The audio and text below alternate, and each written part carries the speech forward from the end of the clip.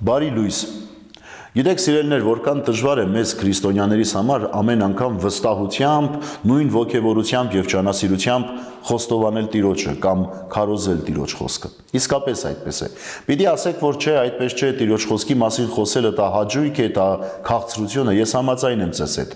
Բայց այն մարդը, ով զգուշություն ունի, ով գիտի, որ իր բերանից դուրս եկած յուրաքանչյուր խոսք պետք է ճշմարտությունը պարունակի իր մեջ, այդ մարդու համար դժվար է։ Բայց այստեղ Տերը գալիս է մեզ օգնության։ Սիրելիներ, այդ օգնության օրինակներից մեկը այսօր մեզ տալիս է Երեմիայի մարգարեության հենց առաջին գլուխը, որտեղ պատմվում է Երեմիա մարգարեի եւ Աստծո երկխոսության մասին։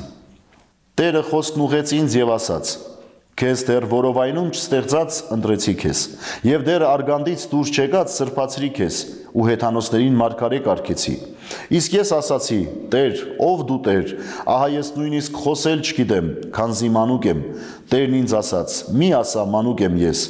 ում մոտ որ ուղարկեմ քեզ, բոլորի մոտ էլ պիտի գնաս, ու այն ամենը, ինչ որ պատվիրեմ քեզ, պիտի խոսես։ Չվախենաս նրանցից, ասում է Տերը, քանզի ես քեզ հետ եմ, քեզ փրկելու համար։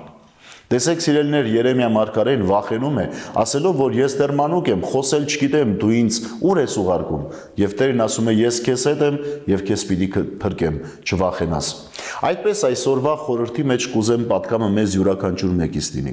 Երբ մենք պիտի վստահություն ունենանք Տիրոջ խոսքը փոխանցելու, պիտի հասկանանք, որ այդտեղ Տերը մեզ հետ է, որովհետև մենք մեր մտքից եւ մեր տրամաբանությունից չէ, որ պիտի խոսենք, այլ նախ եւ առաջ Աստծո այն Սուրբ Հոգու ներկայությունից, որը տրված է մեր մեջ Աստծո ողորմությամբ։ Հետևաբար, սիրելիներ, երբ Տիրոջ խոսքը բարձրաձայնելու լինեք, ձեր մտքի մեջ, ձեր հոգու մեջ փոքրիկ աղոթք արեք. Տեր, Սուրբ Հոգով առաջնորդիր մեզ, որպեսզի չսխալվենք խոսքի փոխանցման մեջ, եւ վստահ եղեք, Տերը միշտ ձեզ հետ է լինելու եւ փրկելու է ձեզ եւ օգնելու է, որ տարածեք իր խոսքը այն մարդկանց, որոնք այդ պահին պատրաստ են ձեզ լսելու։ Բարի եւ խաղաղ օր ձեզ բոլորիդ։ Աստված օրհնի ամենքիս։